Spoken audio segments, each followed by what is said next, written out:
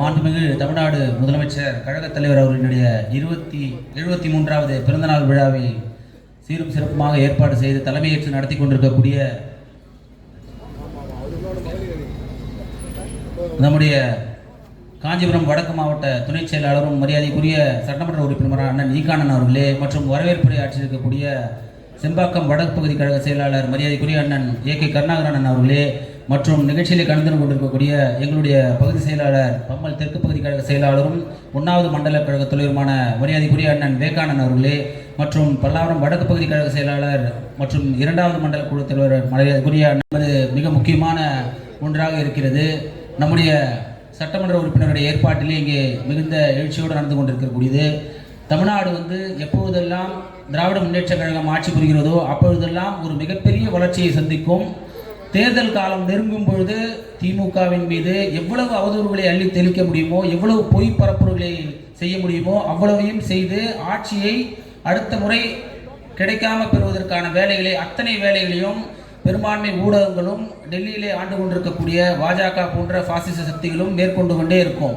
இப்போ அவர்கள் வைக்கக்கூடிய அந்த குறைகள் என்னவென்று பார்த்தீங்கன்னா, தமிழ்நாட்டில் சட்டம் ஒழுங்கு சரியில்லை, பெண்களுக்கு பாதுகாப்பு இல்லை, தமிழ்நாட்டிலே ஊழல், இதையெல்லாம் அவர்கள் எடுத்து ஊடகங்களின் வாயிலாகவும் இல்லை சமூக ஊடகங்களின் வாயிலாகவும் பரப்புரை மேற்கொள்ளக்கூடிய பணியை செய்து கொண்டிருப்பார்கள். நீங்கள் யோசிச்சு பாருங்கள், பெண்கள் இவ்வளோ பேர் வந்திருக்கிறீங்க. தமிழ்நாட்டில் விடியல் பயணத்தின் மூலமாக மட்டும் கிட்டத்தட்ட 880 கோடி பயணங்கள் ஏற்பட்டிருக்கு. ஒரு நாளைக்கு 12 லட்சம் பேர் தமிழ்நாட்டில் விடியல் பயணத்தின் மூலமாக பயணிக்கக்கூடிய பெண்கள் இருக்கிறாங்க.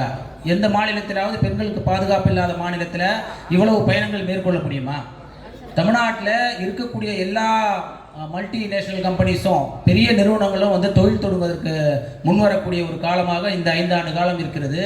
தமிழ்நாடு இந்தியாவிலேயே இரட்டை இலக்க பொருளாதார வளர்ச்சியை அடையக்கூடிய மாநிலமாக 11.19% அந்த வளர்ச்சி இருக்குது, தொழில்துறை வளர்ச்சி. இதையெல்லாம் சட்டம் ஒழுங்கு சரியில்லாமலோ இல்லை பாதுகாப்பற்ற மாநிலமாக இருந்தாலோ நடக்குமா? நீங்கள் இன்னைக்கு தமிழ்நாடு எந்த விஷயத்தை எடுத்துக்கொண்டாலும் அது பெண்கள் முன்னேற்றமாக இருக்கட்டும், அல்ல வேலைக்கு செல்லக்கூடிய பணிகள் அந்த பணி செய்யக்கூடிய பெண்களுடைய அந்த சதவீதம் இந்தியாவிலேயே 42% தமிழ்நாட்டில் மட்டும்தான் இருக்குது. மீதி 58% இருக்கிற ஸ்டேட்ஸ்லாம் பிரிச்சுக்கிறாங்க. அப்போ இதையெல்லாம் சாத்தியப்படுத்தி காட்டக்கூடிய அந்த திராவிட மாடல் ஆட்சி எப்படியான ஆட்சியை நடத்தி கொண்டிருக்கிறது? இவர்கள் என்ன குறைகள் எல்லாம் சொல்கிறார்கள்? அதற்கு எதிர்மறையான குறைகளை சொல்லிக் கொண்டிருக்கக்கூடிய ஆன்மீகத்துக்கு எதிரான ஒன்றாக நம்ம தான் 8119 கோடி ரூபாய் நிலங்களை மீட்டிருக்கிறோம். கோயில் பூசாரிகளுக்கு நிதி கொடுக்கக்கூடிய அறிவிப்பை இன்னைக்கு வெளியிட்டிருக்கிறாரு. யாருமே எதிர்பார்க்காத வகையில் எல்லாரோட அக்கௌண்ட்லேயும் 5000 போட்டாருன்னா எதுக்கு போட்டார்? இந்த மாநிலம் கல்வியிலே முதலீடு செய்யக்கூடிய மாநிலமாக, மகளிர் முன்னேற்றத்திலே முதலீடு செய்யக்கூடிய மாநிலமாக மீண்டும் மீண்டும் திகழ்ந்து கொண்டே இருக்க வேண்டும். அதன் மூலமாக ஒரு மிகப்பெரிய வளர்ச்சியை எட்ட வேண்டும் என்ற தொலைநோக்கு பார்வையுடைய ஒரே முதல்வர் இந்தியாவிலே நம்முடைய தளபதியை தவிர்த்து வேறு யாரும் கிடையாது. அதை நீங்கள் எல்லாம் மனதில் வைத்துக் கொள்ள வேண்டும். இன்னும் சொல்லிக்கிட்டே போகலாம். நம்முடைய சட்டமன்ற உறுப்பினரை பற்றி சொல்லணும்னா, எனக்கு தெரிஞ்சு நம்ம ஊரில் இவ்வளோ பேருக்கு பட்டா கொடுத்த ஒரே ஆட்சி நம்முடைய திராவிட மாடல் ஆட்சி தான். சட்டமன்றத்திலே நமக்காக பேசி கேட்கலாங்க, கையிலேருந்து எவ்வளோ வேணால் காசு கொடுக்கலாம், ஆனால் உயிருக்கு அச்சப்படாமல் களத்தில் நின்று கொரோனா காலத்தில் வேலை செய்யக்கூடிய துணிவு பெற்ற ஒரே இயக்கம் நம்முடைய திராவிட முன்னேற்ற கழகம்.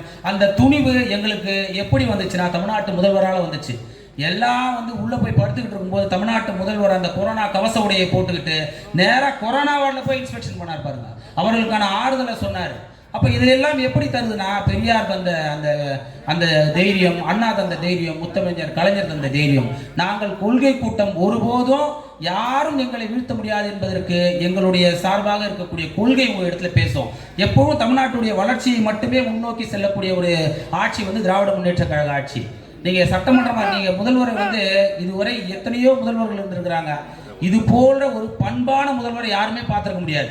இதுவரை அவர் யாரையும் கடிந்து பேசியதில்லை. ஒரு முதல்வர் என்கிற மமதையோ இல்லை ஒரு அதிகார தோரணையோ அவரிடத்துல எப்பவுமே வந்தது கிடையாது. அதுவே ஒரு முதல்வருக்கான மிகப்பெரிய ஒரு வரப்பிரசாதம் என்று சொல்லலாம். அதை செய்து காட்டியவர். இதுக்கு மேலே யார் முதல்வராக நம்ம அதை செய்யணும்னு நினைச்சாலும் அதை செய்யக்கூடாத அளவுக்கு ஒரு பண்பாட்டு ரீதியாக தமிழ்நாட்டு களத்தை தயார்படுத்தி வைக்கக்கூடிய அந்த முதல்வர். அவர் மீண்டும் 2வது முறை தமிழ்நாட்டு முதல்வராவது உறுதி. அதை பயனாளிகளான தமிழ்நாட்டு மக்கள் ஒருபோதும் மறுக்க மாட்டார்கள். மீண்டும் 7வது முறையாக கழகம் ஆட்சி அமைக்கும். தமிழ்நாட்டு முதல்வர் முத்துவேல் கருணாநிதி ஸ்டாலின் ஆட்சி அமைப்பார் என்பதை கூறி வாய்ப்பளித்தமைக்கு நன்றி கூறி விடைபெறுகிறேன். நன்றி, வணக்கம். நான் இங்கிருந்து கை காட்டுறேன் போடா